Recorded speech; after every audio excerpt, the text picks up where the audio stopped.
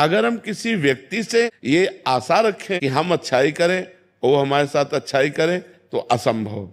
ये कलयुग है, यहाँ कपट छल, मतलब अगर आप उनकी ऐसी परिस्थिति में जब कोई सहयोग नहीं दे रहा, सहयोग दे दिया और उसको पता चल गया कि आदमी तो सरल स्वभाव का दयावान है, तो वो आपको नष्ट करने की भी सोच सकता है कि इसको फंसा लो। वो ये नहीं सोचेगा कि जब कोई साथ नहीं दे रहा था तब इस व्यक्ति ने साथ दिया, मैं कृतज्ञता प्रकट करूं।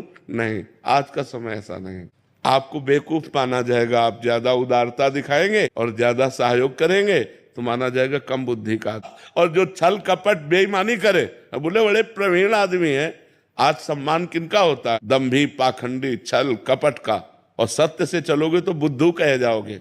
दूसरे को जरूरत पड़ी, अपनी जेब से निकाल के दे दिया। दूसरा भूखा है, अपना भोजन दे। इसको भगवान आदर देते हैं।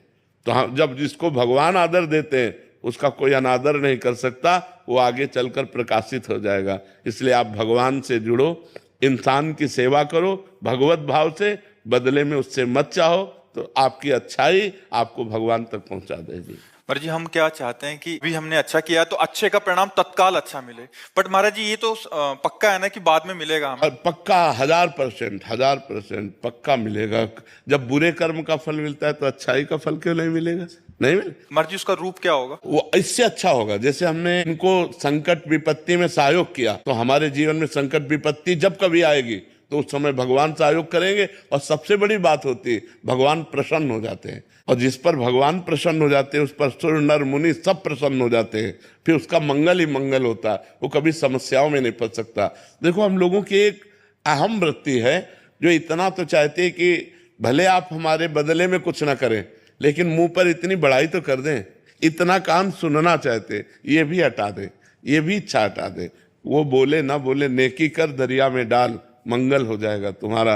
भगवान प्रसन्न हो गए तो सब बात बन जाएगी। महाराज इससे संतोष हो रहा है कि बाद में तो अच्छा होगा? बहुत अच्छा होगा। ये जो आप कर रहे हो सरकारी बैंक में जमा हो रहा है। जैसे आप किसी को दवा दिला देते हैं, किसी की विपत्ति में सहयोग कर देते हैं, किसी को भूख मिटा देते हैं, किसी को, वो बोले ना बोले लेकिन मालिक देख रहा है ना, वो हिसाब आपका करेगा। वो हिसाब करेगा तो बहुत अच्छा करेगा।